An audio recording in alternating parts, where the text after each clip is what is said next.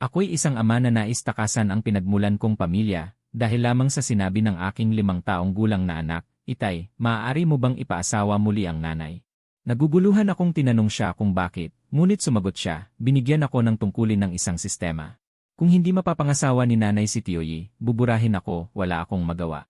Nag-isip akong pagsabihan ang asawa kong si Liu Ruyan na huwag na masyadong magbasa ng mga kwentong may sistema, ngunit nagdulot ito ng hindi inaasahan. Isang gabi, narinig ko ang mahinang tinig ng aking anak, sinabi niya, Nanay, sa pagsasabi ko nito sa aking ama. Susuko na ba talaga si Itay at papayagan si Tioyi na maging ama ko? At si Liu Ruyan na namumugtong ang mga mata. Yuyukod na nagsabi, niloko ako ng iyong ama noon. Kaya ka nabuo. Bigla akong nakaramdam ng pagod, kaya tinawag ko ang sistema.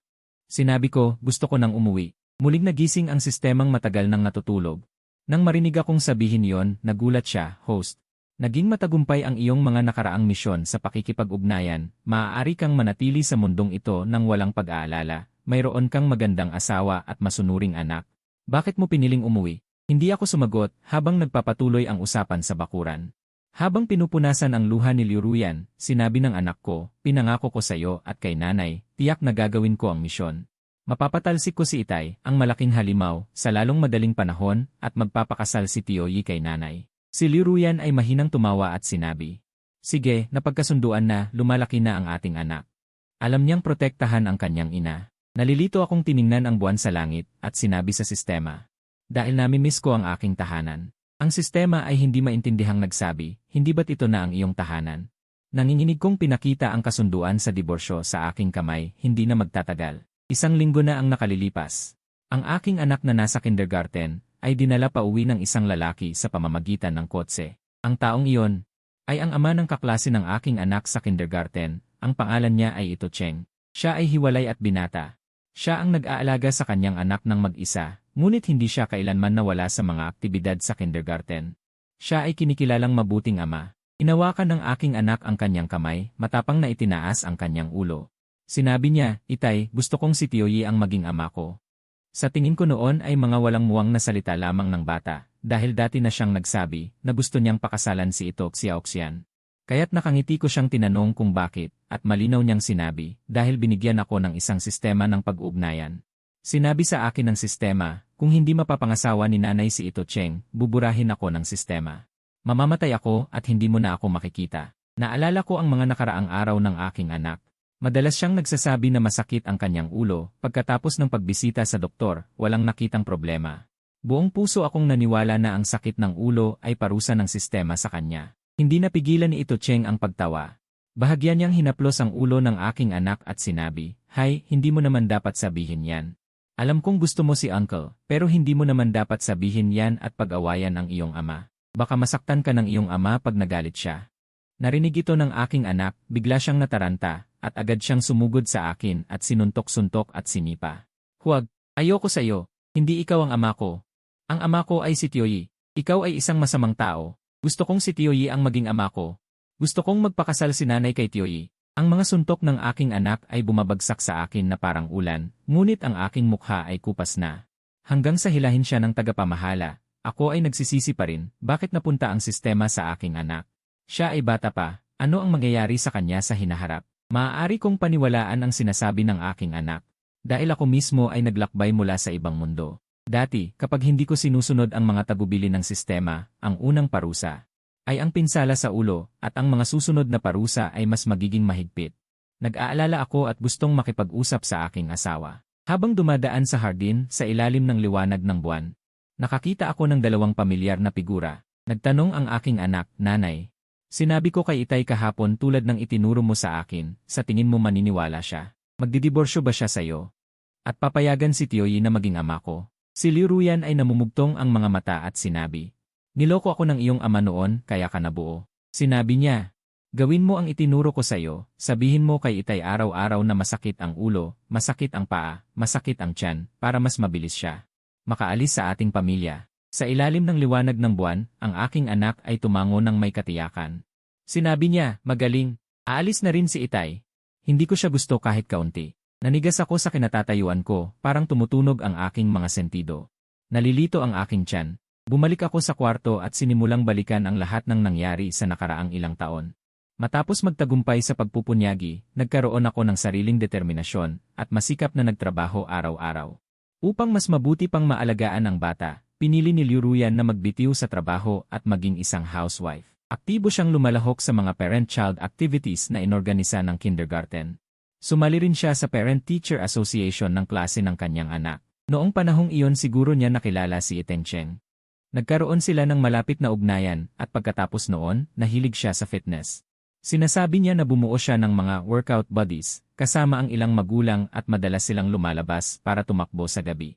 Masyado talaga akong naging manhid, hindi ko napansin na matagal nang nagliligawan sina Liu Ruyan at Eteng Cheng. Dahil ilang araw na akong hindi kumakain, biglang bumaba ang aking blood sugar. Nakita ako ng aking assistant na nakahandusay sa sahig. Inalalayan niya ako at agad na tinawagan si Liu Ruyan, "Ginang, nahimatay po kayo." Maingay sa kabilang linya, inis na sinabi ni Liu Ruyan, "Nahimatay? Bakit ka tumatawag sa akin? Doktor ba ako? Hindi ko talaga alam kung anong mga inutil na tao ang nakuha ng asawa ko. Kailangan niyo bang tawagan ako para sa ganitong bagay?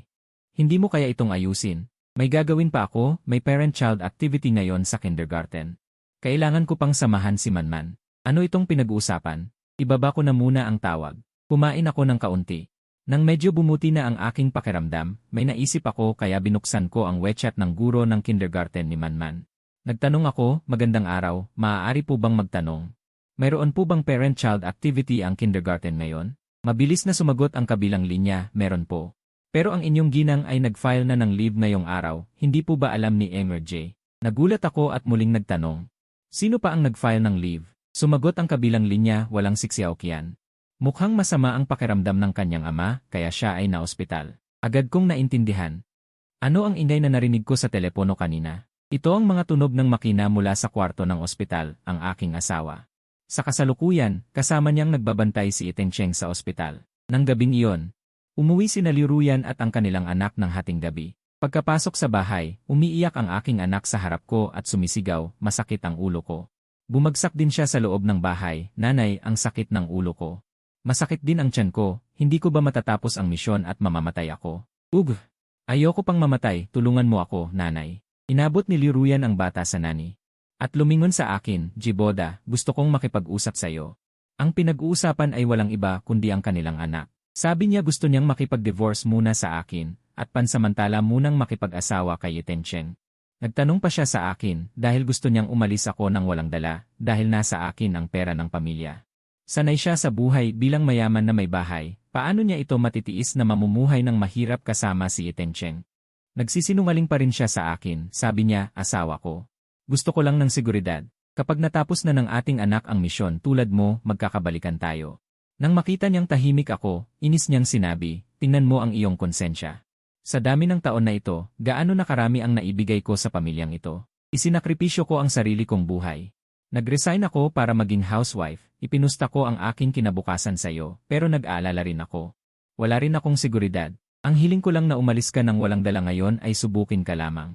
Hindi ka handang gawin yon, mahal mo ba talaga ako? Mahal mo ba ang iyong anak? Kahit hindi mo isipin ang para sa akin, kailangan mong isipin ang iyong anak, hindi ba?" Tiningnan ko siya ng malamig, "Mahal mo ba siya?" Sa isang iglap, nakita kong nataranta siya, pero mabilis siyang kumalma at sinabi, "Asawa ko, siya ang ama ng kaklase ni Manman. Paano ko siya magugustuhan?" Nagtanong ako, "Saan ka pumunta ngayong araw?" Nagtanong ako sa guro ni Manman. "Nag-file ka ba ng leave ngayong araw at hindi ka pumasok?" Sa pagkakataong ito, wala na siyang maipaliwanag. Sabi lang niya, "Huwag ka namang maging makasarili, malapit nang mawala ang buhay ng anak mo. Nandito ka pa rin at nakikipagtalo para sa mga maliliit na bagay.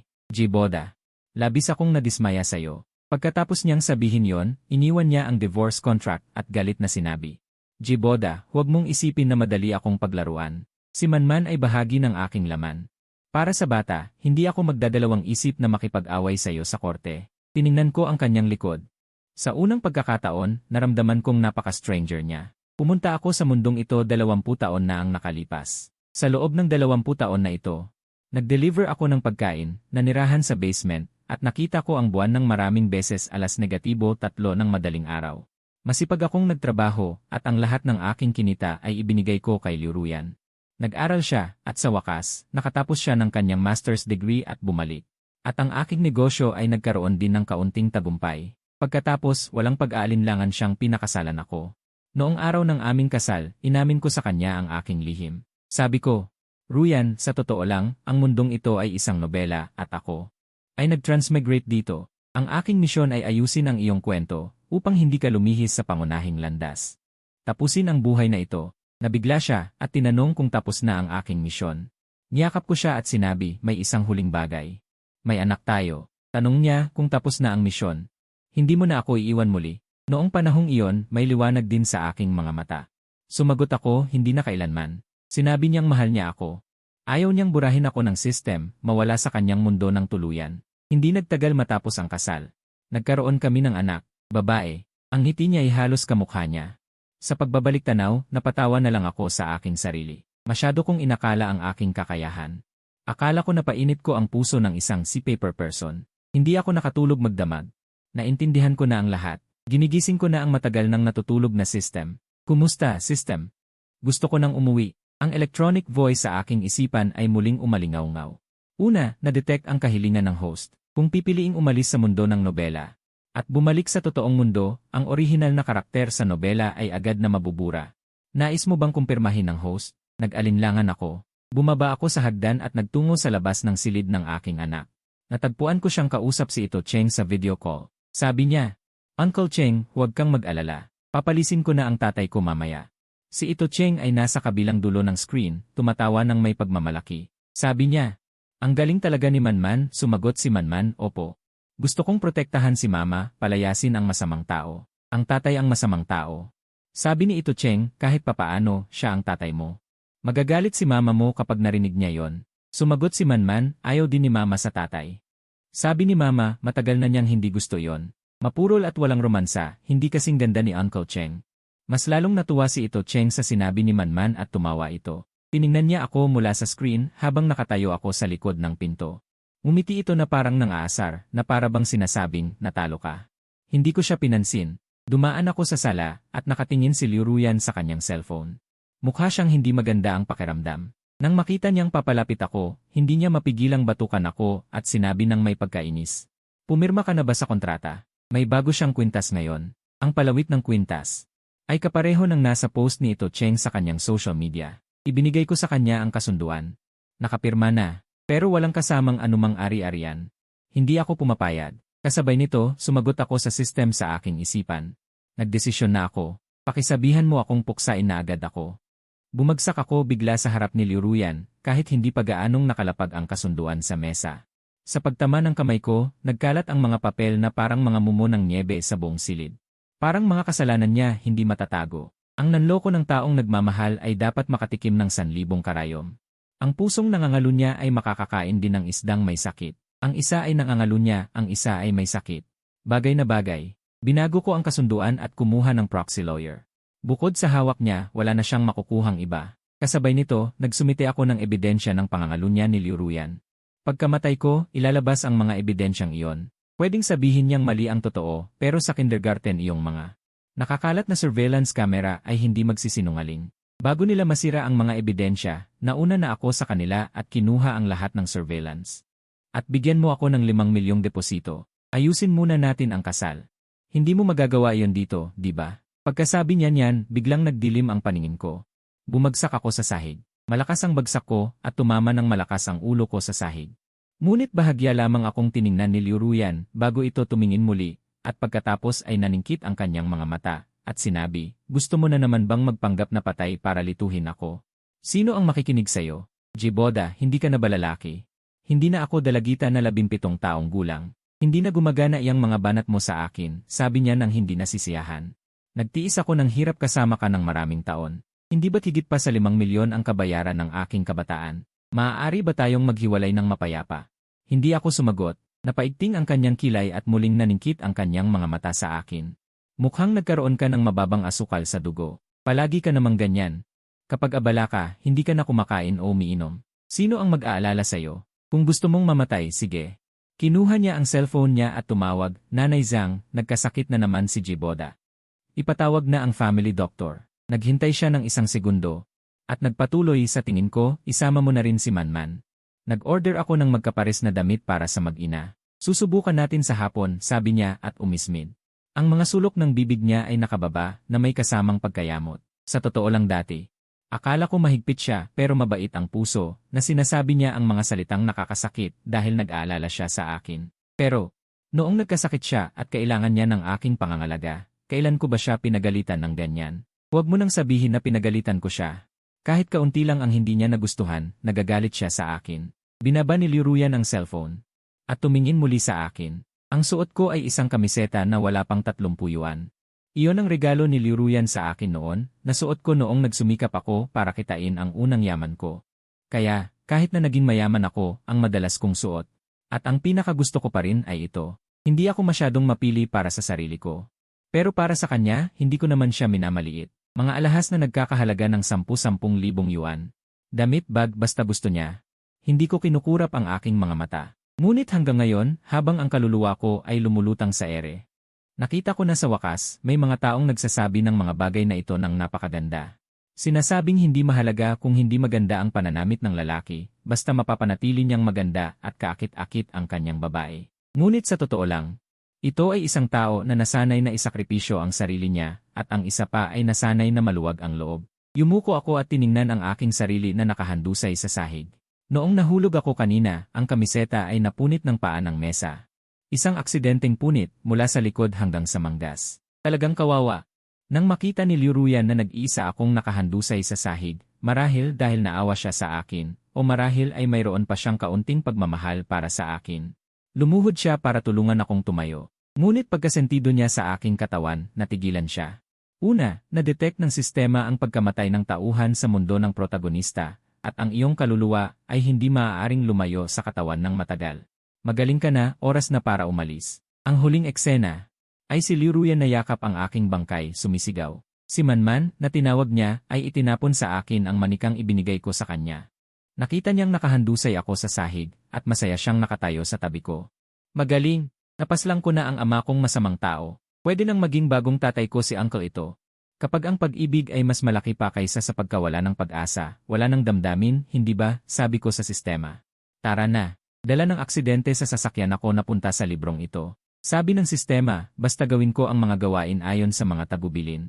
Makakakuha ako ng mga gantimpala. Isa sa mga gantimpala ay ang pagbalik bago mangyari ang aksidente sa sasakyan, maaari kong iwasan ang aksidente na yon. At simulan muli ang buhay. Ngunit ilang taon na ang nakalipas, sumuko ako. Pinili kong manatili sa libro para mamuhay ng maayos si Liruyan sa kanyang nalalabing buhay. Kahit na sa mundo ng libro, marami akong ari-arian, ngunit hindi magkakaugnay ang loob at labas na mundo, ang perang iyon. Hindi ko madadala palabas. Kaya pinagawa ko sa abogado na ipagkaloob ang lahat ng aking ari-arian sa mga institusyong pangkawang gawa. Walang dala-dala pagdating ko, wala ring madala pag-alis ko. Tinanong ako ng sistema kung sulit ba. Hindi ko na inisip, sinabi kong hindi sulit. Maaari nyo bang i-update ang programa para makapag-uwi ako kahit ilang bagay lang? Nagsilent ang sistema ng sandali at nagsabi. Ipapaalam ko ang iyong mungkahi sa host. Sa lagusan ng oras, natatakot ako. Hindi ko alam kung saan ang aking destinasyon. Hello, system. Gusto ko lang magtanong, saan ako pupunta ngayon? Nag-reflect ang sistema ng sandali at nagsabi.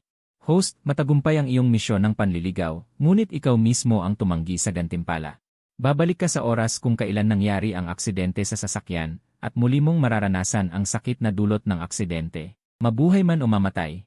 Hindi ko alam. Naranasan ko lang ang sakit sa puso, ngayon ay muli kong mararanasan ang sakit sa katawan.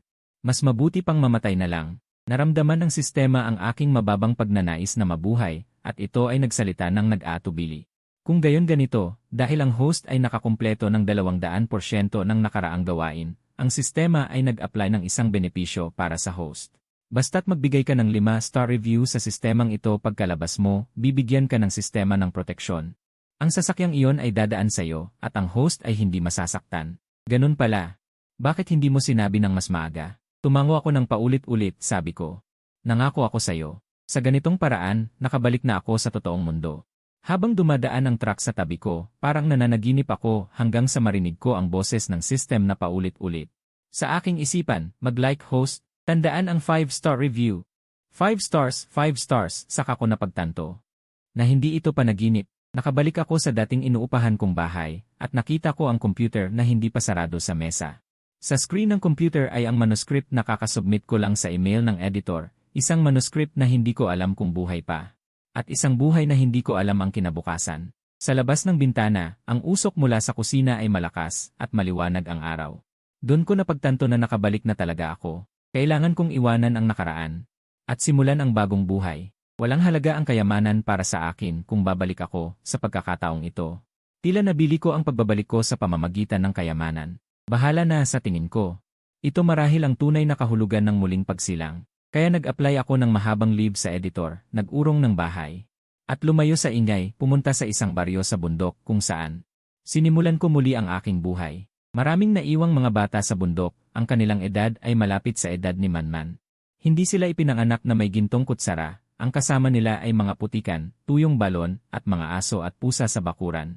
Naging isang volunteer teacher ako. Lumipas ang panahon habang iniisip ko na ang buhay ko. Ay matatapos na, nakatanggap ako ng tawag mula sa pinuno ng baryo. Ang pinuno ng baryo sa telepono ay hindi makapagsalita ng maayos. Sinabi niya na nakakita siya ng 2 baliw, gusto niyang tumawag ng pulis, ngunit naisip niya na ang mga baliw ay hindi magiging kasing ganda ng mga ito. Kaya nagtanong siya ng masusi at nalaman na hinahanap ng mga baliw ang isang tao. Naghahanap ng isang taong nagngangalang Jiboda. Sinabi niya, isang babae ang kasama ng isang maliit na batang babae. Batay sa kanilang damit, mukhang galing sila sa syudad. Teacher Chen, ikaw din ay galing sa syudad. Mayroon ba kayong kilalang nagngangalang Jiboda sa syudad? Sabi ng babae na si Jiboda ay ang kanyang asawa at nawawala ang kanyang asawa. Naghanap siya sa paligid at sa hindi malamang dahilan ay napunta siya sa aming baryo. Si Jiboda ang pangalan ko sa libro. Hindi maraming nakakaalam ng pangalang ito. Isang babae at isang maliit na batang babae. Nabigla ako. At sa takot ay nahulog ko ang aking cellphone. Ayos ka lang, Teacher Chen. Dali-dali kong pinulot ang telepono. At sinabi ko, pinuno ng baryo, tawagan mo na ang pulis. Tulungan silang tumawag ng pulis, kung naghahanap sila ng tao, mas mabilis hindi ba ang pagtawag sa pulis. Pagkatapos sabihin ito, nagmamadali akong ibaba ang telepono, ngunit narinig ko ang biglaang sigaw, tatay. Boses iyon ng tatay, boses ng isang bata. Naririnig ko ang mga yabag papunta sa pintuan. At pagkatapos, nakaupo sa harap ko sina Liu Ruyan at Ji Manman, nakatingin sa akin. Hindi magkatulad ang oras sa libro at sa totoong mundo. 1 taon pa lang ako nakabalik sa totoong mundo, ngunit 5 taon na ang lumipas sa libro. Lumaki na si Manman at mas tumanda na si Liu Ruyan. Sa edad na 35 lang, may mga kulubot na sa kanyang mga mata. Si Manman ay marumi, parang batang hinugot mula sa putik. Pagkakita niya sa akin, yumakap siya sa akin, tatay, Bibi. Nakita na rin kita. Huwag mo akong iwan, tatay. Miss na miss kita. Umiyak siya ng malakas, bawat salita ay parang akusasyon sa akin. Akusasyon na iniwan ko siya. Ako ba ang nag-iwan sa kanya? Itinulak ko siya palayo. At sinabi ko sa kanya bawat salita, Manman, hindi ko kailanman iniwanan ang alinman sa inyo. Ikaw mismo ang nagsabing ayaw mo na sa akin. Nang marinig niya ang sinabi ko, mas lalo siyang umiyak. Umiyak siya ng may pagkapasaway. Ikaw ang ayaw sa akin. Ayokong makinig. Ikaw ang ayaw sa akin. Paano makikipagtalo ang isang ama sa isang bata? Tahimik na nakaupo si Liu Ruyan sa gilid. Nakaupo lang siya doon, nakatingin sa akin. Nang mapagod na si Manman sa pag-iyak, sinabi niya sa akin, hindi mo ba kami bibigyan ng paliwanag? Mapait akong napangiti. Hindi ba't ako ang palaging kailangang bigyan ng paliwanag? Ngunit sino ang makapagsasabi sa akin kung paano sila nakarating sa totoong mundo? Sa aking isipan, tinatawag ko ang sistem ng mabangis. Matapos ang mahabang panahon, ang sistem ay tamad na. Dumighay at nagsabing, hello, aking host. Matagal na tayong hindi nagkita. Ano ang maipaglilingkod ko sa'yo? Mukhang hindi maganda ang iyong pakiramdam. Ano ba yan? Malinaw na nakita rin niya ang 2 tao sa harap ko. Sinabi niya, sandali, host. Ito ay malinaw na hindi makatwiran. Sa pagkakaalam ko, ang panloob na mundo at ang panlabas na mundo ay hindi maaaring mag-overlap. Dahil sa iyong 5 bituin na rating, binigyan ako ng Diyos ng mahabang bakasyon, hindi ko alam kung ano ang nangyari. Hayaan mong hanapin ko muna sa database, tingnan kung ano ang nangyari. Nakita ni Liu Ruyan na tulala ako. Kumaway siya sa akin at sinabi, Jiboda, sasabihin ko sa'yo. Lahat ng nangyari pagkaalis mo, nakuha ko na ng walang bayad, paumanhin. Liu, ang apelyido ko ngayon ay Chen, maaari mo akong tawagin Chen o Guru Chen. Matapos siyang mamatay, matagal niya akong pinahirapan. Sinabi niya na hindi ko siya iniligtas at paminsan-minsan ay hindi kumakain. Bakit ka namatay? Hindi kita iniligtas at paminsan-minsan ay nasasaktan, bakit ka namatay? Hanggang sa ibigay ng doktor ang papel sa kanyang kamay, sinabi ng doktor, Liu. Ito ang mga taunang resulta ng pagsusuri ni Eileen, na sinabi niya noon, hindi mo dapat malaman. Ngayong pumanaw na si EJ, sa tingin ko dapat mong makita ang mga resulta ng pagsusuri. Nanginginig na binuklat ni Liu Ruyan ang mga resulta ng pagsusuri gabi-gabi. Para mabayaran ang pag-aaral niya sa ibang bansa, araw at gabi akong naghahatid ng delivery at nagpapadala ng express, isang aksidente sa sasakyan. Naiwan ang mga ugat ng sakit sa tuhod at likod. Ang sugat ay karaniwang hindi nakikita kapag sumasakit talaga. Palaging mararanasan ang sakit na parang tinutusok ang puso. Ngunit hindi ako nangahas na huminto, naghahatid ng pagkain sa araw. At paminsan-minsan ay tumatanggap ako ng mga guhit sa gabi. Nakatira ako sa madilim na basement na yon dahil madilim ang ilaw. Lalo pang humihina ang paningin ko. Nang magkapera, sumailalim ako sa operasyon ng paglalagay ng lente. Ngunit ang aking mga mata ay mayroon pa ring pagiging sensitibo sa liwanag at pagiging maluwagin kapag humihip ang hangin. Sa mga taon ng pagkain ng instant noodles, nagkaroon ako ng malubhang gastritis. Bagaman mayroong pangmatagalang pag-aalaga pagkatapos, ang aking tiyan at bituka ay mahina pa rin. At hindi ko kayang amuyin ang anumang nakakairitang amoy kung hindi ay masusuka ako. Dahil sa pangmatagalang malnutrisyon, palagi akong may mababang presyon ng dugo, kapag umatake ay nahihimatay ako. Namumuhay na ako ng napakasakit. Maaari akong humiling ng paghihiwalay sa sistema anumang oras, ngunit hindi ko ginawa, tahimik kong tiniis ang lahat. Para lang makasama siya ng isang araw pa. Ngunit hinawakan niya ang aking kamay sa dilim. Nakaupo si Liu Ruyan sa gilid ng kama, niyakap ang kanyang mga binti. Naubos ang luha. Sa sandaling ito, kumatok si Ito Cheng sa pinto. Bumuntong hininga siya at sinabi, "Ruyan, patay na si Jiboda. Tuluyang nawala sa mundong ito, hindi na siya lilitaw muli. Mayroon ka na ngayon sa akin. Mamahalin kita ng mabuti, mamahalin natin ng mabuti si Manman, at mas maganda kung sama-sama nating isasabuhay ang ating buhay kaysa sa ano paman." Ang pangungusap na ito ay parang kulob na bumagsak sa tainga ni Liu Ruyan. Sampal niya si Ito Cheng sa mukha. Napasigaw siya, ikaw ang pumatay kay Jiboda." Malakas ang sampal na yon kay Ito Cheng, napaungol siya sa sakit, ngunit nang tumingala. Nananatili pa rin ang kanyang kaakit-akit na anyo. Sinabi niya, "Ruyan, hindi ko maintindihan ang sinasabi mo. Namatay si Jiboda dahil sa cardiac arrest, wala itong kinalaman sa akin. Hindi rin ako ang dahilan ng kanyang cardiac arrest." Ang 5 taong gulang na si Manman ay nasa pintuan. Umiiyak ng malakas dahil sa takot. Sinigawan siya ni Liu Ruyan, "Umalis ka." Doon na pagtanto ni Ito Cheng na talagang galit si Liu Ruyan. Nagbago siya ng anyo. Inaliw niya siya ng walang katapusang sinasabi, "Ruyan, alam kong mahirap para sa iyo pagkatapos umalis ni Jiboda. Ngunit ang bawat isa ay may sariling kapalaran, ang kanyang kapalaran ay nagtatapos dito, at ang iyong kapalaran ay ang mabuhay ng mabuti kasama ko. Manalig ka sa akin, gagawin kitang mas masaya ang iyong buhay." Ngunit hindi pinaniwalaan ni Liu Ruyan ang kanyang sinabi. Talagang nagdisenyo siya para mawalan ng malay, binikis siya sa basement, at sa ilalim ng matinding pagpapahirap, nalaman niya na si Ito Cheng ay isang strategist na nagpapasok dito, ang kanyang misyon ay paalisin ako at sakupin si Liu Ruyan. Nang sabihin ito, medyo nagalit si Liu Ruyan at humihikbi na sinabi, "Asawa ko, tingnan mo, mahal kita. Nabulag lang ako ng tinatawag na sistema, kaya hindi ko alam ang tama at mali. Hindi ko alam kung sino talaga ang nagmamahal sa akin. Naloko din ako ni Ito Cheng, may suporta siya mula sa sistema. Binigyan niya ako ng mga nakakalason na salita, kaya minahal ko siya. Pagkamatay mo, kaagad akong nagkamalay. Hindi ko siya mahal, mahal ko lagi ikaw." At totoo rin ang sinabi niya, pagkatapos kong mamatay, kinuha niya mula kay Ito Cheng lahat ng tungkol sa sistema. Sa totoo lang, sinabi ko sa kanya dati, ngunit hindi niya pinaniwalaan. Si Ito Cheng ay nakakulong sa madilim na basement. Habang siya ay pinahihirapan ng husto, humiling siya ng paghihiwalay sa sistema. Ngunit hindi natapos ang misyon, walang pagpipili ang umalis. Ang kanyang landas ay ang huling isa lamang. Iyon ay ang pagiging binura ng sistema, dahil sa kabiguan ng misyon, siya ay tuluyang nawala sa mundong ito. Sa araw ng kanyang pagkamatay, nakilala niya si Manman. Naisip niya na ang mga bata ay maaaring madaling lokohin. Nais niyang tulungan si Manman na ma-unlock ito, ngunit nang makita ni Manman ang kanyang ama, ay mabilis itong tumakbo palayo, habang tumatakbo ay sumisigaw ng malaking masamang tao, ang masamang ama ay masamang tao pa rin, isusumpa kitang mapuksa sa ngalan ng buwan. Pinatupad ng sistema ang utos ng pagpuksa, at si Ito Cheng ay namatay sa matinding sakit, nabali ang kanyang gulugod. Dumugo ng kakaiba at naglaho na parang usok. Gayunpaman, may isang bagay na hindi sinabi ni Liu Ruyan. Kung hindi siya naniwala sa sistemang sinabi ko dati, paano niya tuturuan si Manman na sabihin ang mga yon?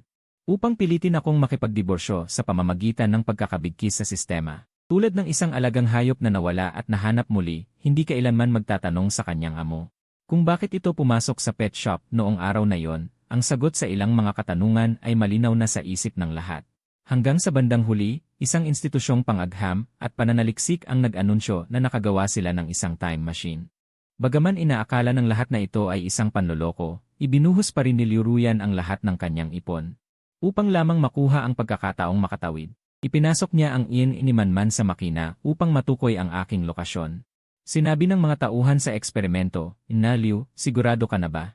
Ang eksperimentong ito ay hindi pa ganap na perpekto, at ang hinaharap ay puno ng kawalan ng katiyakan, baka mamatay ka doon. Baka hindi ka na makabalik." Walang pag-aalinlangan na sinabi ni Liu Ruyan, "Nagdesisyon na ako. Simulan mo na ang makina." Habang papalapit siya, isang kamay ang humawak sa kanyang manggas. "Mama, susunod din ako. Medyo namimiss ko si Dad." Nang dilat ang kanilang mga mata, nahulog sila sa isang maliit na libis sa bundok. "Papa, naging matapang ba ako? Napakadilim sa time tunnel, natatakot ako. Ngunit kapag naiisip ko ang mga kwentong ikinwento mo sa akin noong bata pa ako, hindi na ako natatakot. Ngunit ang ganoong uri ng lagusan. Naglakbay ako mag-isa ng 2 beses. Ang una ay puno ng pag-asa, ang pangalawa ay puso'y wasak. Papa, ako ay nagkamali, si Manman noong bata pa ay hindi pa nakakaintindi. Ngayon ay 10 taon na ako, alam ko na si Tio ito ang masamang tao, siya ang pumatay kay Papa. Papa, mapapatawad mo ba ako?" Habang sinasabi ito, siya ay muling umiyak. Sa sandaling ito, ang pinto ng aking silid ay itinulak mula sa labas. Isang grupo ng malalambot na maliliit na ulo ang sumilip, ang nangungunang bata ay may hawak na patpat. Halatang inakala na may nanggugulo. Nang makita ang eksenang ito, mabilis siyang tumakbo. "Pa, subukan mo, pa." Nang marinig ang tinig ng batang pumasok sa silid na tumatawag sa akin, natigilan sina Liu Ruyan at J. Manman. Si Manman ay nag-react lamang ng 1 segundo. At pagkatapos ay sumugod upang itulak ang nangungunang bata sa lupa, siya ay sumisigaw habang niyayakap at sinabi, "Sino ang nagpahintulot sa iyo na tawagin siya ng ganyan?" "Siya ang tatay ko lamang." Ang batang bumagsak sa lupa ay si Chen Chen, anak ng isang malapit na pastol. Si Chen Chen ay ulila mula pagkabata, lumaki sa limusan ng maraming tao. Kaya inampon ko siya, kaya ginawa ako ng batang ito na ninong. Isinara ko silang 2 sa labas. Wala silang mapupuntahan, kaya nagtayo sila ng isang maliit na kubol sa tabi, kumakain, natutulog at natutulog. Sa loob, sinabi ni Liu Ruyan at Manman na mananatili, ang pananatili ay nangangahulugang. Siya ay nahulog mula sa ulap patungo sa putik. Ang dating marangyang pamumuhay ay nawala, ang natira lamang ay simpleng pagkain. Ang mga pader na may butas at ang bubong na tumutulo. Kagabi ay umulan ng malakas at ang kanilang kubol ay nawasak. Makapal na usok ang lumulutang sa kalangitan. Si Manman ay natakot at humiyaw at sa hating gabi, dahil sa pagkabasa sa ulan, nagkaroon ng lagnat. Si Liu Ruyan, na parang basang sisiw sa madaling araw, ay binubuhat si Manman, nakaupo sa pintuan, na may mga matang puno ng luha, ay nagsabi sa akin, "Jiboda, iligtas mo siya, anak mo rin siya." Kumuha ako ng sasakyang panglakbay at dinala si Manman sa ospital sa bayan sa buong gabi. Pagkatapos ng isang gabi ng pagkaistorbo, kalaunan ay nawala ang kanyang lagnat. Pagod sa isip at katawan, naghahanda akong bumalik sa silid, ngunit hinawakan ako ni Liu Ruyan. Naisip ko na ang karanasan ng 20 taon, paano ko ito titingnan? Ngunit ngayon, wala na akong anumang init sa aking puso. Iwinasiwas ko ang kanyang kamay, tumingin at nakita kong namumula ang kanyang mga mata. Sa labas ay may isang hindi masyadong maliwanag na bombilya, ang ilaw na yon na tumatama sa kanyang mukha. Ang mga buhok sa kanyang sentido ay tila mas naging puti. Nagtanong siya, "Jiboda, talaga bang hindi na makakabalik?" Tahimik akong tumingin sa kanya at sinabi, "Hindi na makakabalik." Ang kanyang buhok, noong araw na idineklara ng doktor na ako ay tuluyang patay, ay naging puti siya sa magdamag. Pagkatapos ay naghanap siya ng mga bakas ko, hindi na nagbigay pansin sa kanyang panlabas na anyo. Dati siyang isang batang babae na mahilig sa pagpapaganda. Kumuha ako ng hair dye at sinabi ko, "Gawa lahat sa halaman. Hindi ito nakakasama sa katawan, kulayan mo." Tumingin siya sa malayo. At matapos ang mahabang panahon ay bumulong, naway walang oras na maibabalik, at ang malalim na pagmamahal ay sumama sa pagtanda. Paborito ko ang tula na iyan dati, binabasa ko sa kanya, pero nang tanungin ko siya kung ano ang unang 2 linya, natigilan siya sa kinatatayuan, hindi alam ang isasagot. Kita mo na, sinabi niyang mahal niya ako, pero hindi niya alam. Kahit ang unang 2 linya ng paborito kong tula. Si Jiboda, lumaki siyang spoiled, hindi niya talaga kayang masanay. Sa mahirap na buhay sa bundok, kalahating buwan pa lang ay humihikbi na siya na gusto niyang umuwi. Kailangan ni Liu Ruyan na pasensyahan niyang sabihin, "Hindi na tayo makakauwi." Tila hindi niya maintindihan, kaya nagtanong siya, "Bakit hindi na tayo makakauwi?" Ginagawa natin yung time machine, babalik tayo kasama si tatay. Uwi tayo para tumira, magkakaroon ng malaking villa si Yuyu, at araw-araw ay may babayad na luto. Si Manman ay umiiyak at nagpupumilit na umuwi, hindi napigilan ni Liruyan, sinampal niya ito. Naging tahimik si Liruyan. Hindi siya nagsasalita, tahimik niyang ginagawa ang lahat para sa akin. Araw-araw naglalakad ng ilang kilometro papunta sa bayan para bumili ng gamit, wala siyang pera. Kaya gumagawa siya ng mga handicraft para ibenta sa bayan, gamit ang kinita, binilhan niya ako ng 1 kilong spare ribs. Sinabi niya, Jiboda, ito ang paborito mong spare ribs na matamis at maasim. Dati mong sinabi, pinakapaborito mo ang spare ribs na matamis at maasim na ginawa ko, mas masarap pa kaysa sa ginawa sa 5-star hotel sa labas. Agad akong kumaway, mga bata, halina kayo. May masarap na pagkain ngayon. Pagkatapos ng ilang beses na ganito, hindi natuwa si Liruyan. Sinabi niya, kailangan mo pa bang gawin ito? Nagtataka ako. Hindi ba't palagi naman akong ganito? Nagalit si Liruyan at tumakbo palabas, hindi nagtagal. Narinig mula sa labas ang ilang sigaw, ang tinig ni Chenchen. Sinundan ko ang tunog at nagmamadaling tumakbo palabas. Natakpan ni Chenchen ang kanyang mga mata, puno ng takot ang mukha niya. Sila ang mga anak ni Wanzi at Tuanzi. Si Wanzi at Tuanzi ay mga pusa na aming kinuha, sila ay naging magulang lamang 1 linggo na ang nakakaraan. Bigla akong nakaramdam ng masamang kutob, lumingon ako kay Manman na nagtatago sa sulok. Nagpanggap siyang tumitingin sa labas. Tapos ginaya ang iba na puno ng takot, Diyos ko, bakit patay na ang kuting? Pumasok ba ang lobo sa bakuran? Hindi pa sapat ang kanyang mga mata. Sa bawat kilos niya, nakita niyang siya ang salarin. Mabilis akong lumapit sa kanya, kinuha ko ang tali sa bag niya. Napakagatlabi ako at sinabi, bakit mo ito ginawa? Nagtaka si Manman sa akin, malakas ang boses ko, agad siyang umiyak. Sumisinghot siya, huhuhu. Ama at ina, isa lang ang pwedeng maging anak. Hindi pwede ang maraming anak. Siya, kinuha ang itim na kuting na nakatago sa bag niya. Sinabi niya, gusto ko ang kuting, pero isa lang ang pwedeng maging anak ng ama at ina. Hindi pwede ang iba. Pinakamamahal ko ang itim na ito, kaya siya ang pinili ko. Pero hindi niya alam, ang kuting na pinakamamahal niya ay pinatay niya sa pamamagitan ng pagsakal. Nagalit si Chenchen, sumugod siya at itinulak si Manman sa lupa. Sumigaw siya, hindi mo alam na ang mga pusang ito ay inalagaan at pinalaki ng tatay. Hindi sumang-ayon si Manman, tumayo siya para manuntok, pero hinawakan ko ang kanyang pulso. Maaaring medyo malakas ang kilos ko, ang kanyang braso. At si Liruyan ay nakatayo lamang sa tabi, tahimik na pinapanood ang lahat. Sa huli, sinabi niya, si Manman ay naging ganito dahil sa hindi mo responsableng pag-alis. Pero bata pa siya. Kung nandyan ang mga magulang niya, gagaling siya. Mahal, magsimula ulit tayo, okay? Sama-sama nating turuan ng mabuti si Manman tulad ng dati. Okay, kinabukasan, itinapon ko ang lahat ng gamit nila. Sinabi ko, umalis kayo. Umalis kayong lahat. Huwag niyo akong pilitin na saktan kayo, huwag kayong magpapakita sa akin. Umiyak ulit si Manman. Noong bata pa siya, madalas siyang umiyak, tulad ni Liruyan, akala niya umiiyak. Pag nagtatampo, masasagot ang lahat ng problema. Umiiyak kung hindi makakain ng candy, umiiyak kung hindi makapaglaro ng cellphone. Umiiyak kung gustong lumabas, umiiyak kung hindi ko binili ang paborito niyang laruan. Sa kindergarten, kinukuha ang gamit ng kaklase. Kapag hindi binigay sa kanya, iiyak muna siya, akala niya makakakuha siya ng lahat ng kapatawaran. Sumasakit ang ulo ko sa pag-iyak niya, alam ko na mahirap turuan ang batang ito, kaya karaniwan ay mahigpit ako sa kanya. Dahil dito, binigyan siya ni Ito Cheng ng ilang piraso ng candy, kaya umiiyak siyang gusto niyang magpalit ng tatay. Si Liruyan ay sumisinghot. Hinawakan niya ako at ayaw kumalas kahit anong gawin ko. Ang susunod na segundo, ang buong buhay niya, sinampal ko siya sa mukha, tiningnan ang kanyang gulat na ekspresyon. Sabi ko, salita bawat salita, kailangan ko pa bang ipaliwanag ng husto? Unti-unti, nabaluktot ang kanyang isipan. Hindi rin niya mapapatay ang mga pusa. 12 pusa, 12 kuting. Liruyan o Liruyan, palagi mong sinasabi na pinakamamahal mo ang mga pusa. Hindi ko akalain. Naging baliw ka na sa puntong ito. Wala kang pakialam kay Manman. Ginamit mo lang siya bilang isang piyesa na maaari mong manipulahin. Sabi ko ng malamig, hindi mo kailangang pilitin akong magsimula ulit sa iyo sa ganitong paraan. Kung ano man ang kahihinatnan ni Manman sa hinaharap ay wala nang kinalaman sa akin. Wala na akong kinalaman sa iyo.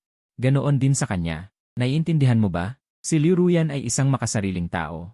Alam niya kung paano bumalik. Pagkatapos ayusin ang butas ng sistema, pipilitin siyang bumalik. Ngunit ang oras ng kanyang pagbabalik ay bago niya ako nakilala. Dapat ay kinuha na niya ang impormasyon mula kay Ito Cheng. Siya ang trahedyang bida sa nobela. Ngunit sa ngayon, Ang trahedyang bida sa nobelang ito ay isang parasitiko na parang vampira. Dahil nakilala niya ako, mayroon siyang masasandalan. Siya ay sumandal. Pagkatapos ng aking kamatayan, gumuho ang kanyang mundo. Lahat ng dating pagmamayari niya ay nawala. Hindi na magiging payapa ang mga taon. Ang natitirang ipon niya ay hindi rin tatagal. Kaya, kahit na sa tingin ng lahat ay isang panloloko, siya ay nagpunta ng buong tapang. Inilabas ang lahat ng kanyang pera para sa isang pagkakataon. Nais niyang ibalik ako, para maging kanyang tagapagbigay muli. Bago umalis, umiiyak siyang sinabi, "Asawa, marami akong itinago sa iyo. Ngunit tungkol sa pagmamahal sa iyo, hindi kita nilinlang. Mahal kita. Inakala kong hindi ka alis. Ako lang ang nagkamali ng isang beses. Dapat ba akong hatulan ng kamatayan?"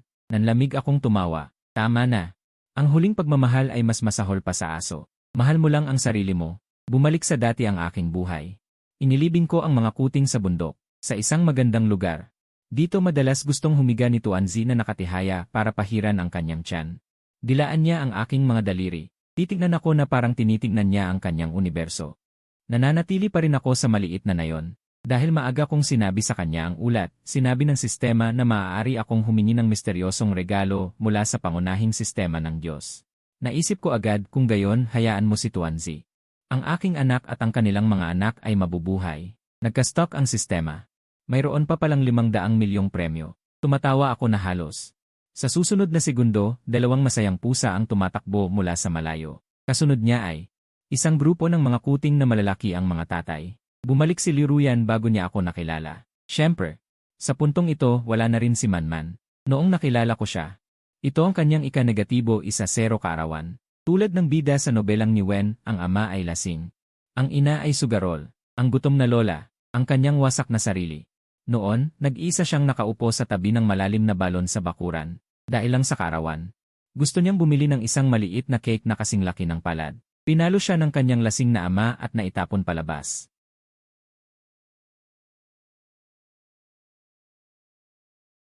Dahan-dahan siyang nahulog sa balon. Bumulwak ang tubig. Bigla siyang naalala. Sa nakaraang buhay, dito niya ako nakilala. Noon siya. Sa kawalan ng pag-asa, tumalon siya sa balon. Ang pagdating ko ang nagligtas sa kanya. Parang bigla siyang nakaramdam ng alaala. Kahit wala ako. Siya ang bida sa mundo. Laging may ibang transmigrator na magliligtas sa kanya. Tumingin siya sa paligid. Madilim sa lahat ng dako. Bukod sa pagmumura ng kanyang lasing na ama, wala nang iba. Nag-alinlangan siya at pagkatapos ay tumalon sa balon. Ang pakiramdam ng pagkalunod ay hindi maganda. Ang malamig na tubig sa balon, maaaring pumasok mula saan man. Malalim akong nag-isip. Naisip ko na may darating na hihila sa kanya. Tulad noong unang beses kaming nagkita, inangat ko siya mula sa malalim na balon. Ngunit wala, hanggang sa huling hininga sa balon ay naubos ng tubig sa balon. Namatay siya, ngunit nabuhay muli. Paulit-ulit niyang ginawa. Ang ama ay lasing. Ang ina ay sugarol, ang gutom na lola, ang kanyang wasak na sarili. Noong araw na yon, nag-iisa siyang nakaupo sa tabi ng malalim na balon sa bakuran. Dahil lang sa birthday, nais kong bumili ng maliit na cake na kasya sa palad, sinampal ako ng lasing kong ama. Napatingin siya sa loob ng balon ng may desperasyon, sa malalim na tubig ng balon ay naroon ang kumikinang na sinag ng buwan. Pakiramdam ko ay pamilyar ang lahat ng ito, sa mitolohiyang Griego, si Sisyphus dahil hindi niya tinupad. Ang pangako sa kamatayan, nais siyang parusahan ng kamatayan, kaya't ipinagulong kay Sisyphus ang malaking bato. Sa tuktok ng bundok, pagkatapos dumulas pababa, ipinangunguna muli ang bato mula sa paanan ng bundok. Paulit-ulit para sa kanyang pagtubos. Ang propesyang ito ay tumama kay Liruyan. Nag-iwan ako ng kaunting alaala para sa kanya sa system. Ang malungkot na bidang babae sa kwentong ito ng pagliligtas ay nais lamang iligtas ng iba, hindi niya nais na magsikap. Dahil sa maliit na kasakiman na ito, paulit-ulit siyang mamamatay at mabubuhay, mamatay muli, paulit-ulit. Walang parusa sa mundong ito, mas nakakatakot ang walang saysay na pagsisikap. Ang dating ako ay ganito rin, kaya't hayaan din siyang personal na maranasan ito. Ito ang dahilan kung bakit